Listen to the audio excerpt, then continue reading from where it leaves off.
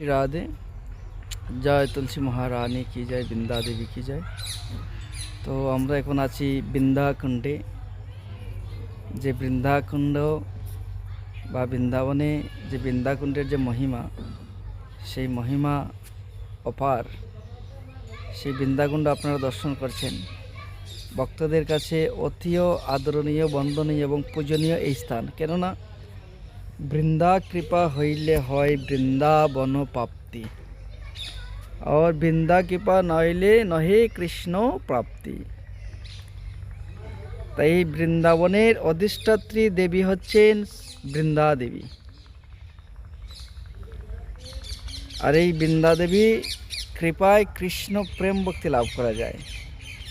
আর আমরা আজকে সেই আমাদের সৌভাগ্যক্রমে গুরু বৈষ্ণব ভগবানের কৃপায় সেই বৃন্দাকুণ্ডে এসে আমরা উপস্থিত হয়েছি বৃন্দা দেবীর কৃপা নেওয়ার জন্য।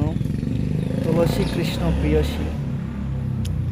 কিন্তু চৈতন্য চরিতামৃতে শিল কৃষ্ণদাস কবিরাজ গোস্বামীপাদ বলছেন যে জৈছে রাধা তৈছে বৃন্দা একই যে স্বরূপ, লীলারস আস্বাদিতে ধরেন দুই রূপ। যিনি রাধারানী তিনিই মূলত বৃন্দা দেবী।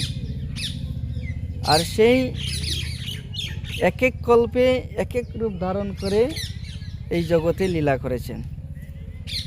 তাই বৃন্দা দেবী কিংবা রাধারানী আলাদা কখন হয়?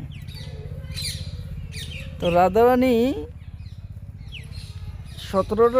17টির নামের মধ্যে বৃন্দাও রাধারানীর একটা নাম। আর সেই বৃন্দা দেবীর কৃপায় আমরা বৃন্দাবনে অবস্থান করছি। কেন বৃন্দা দেবীর নামেই বৃন্দাবন নামকরণ হয়েছে, স্বয়ং ভগবান করেছেন।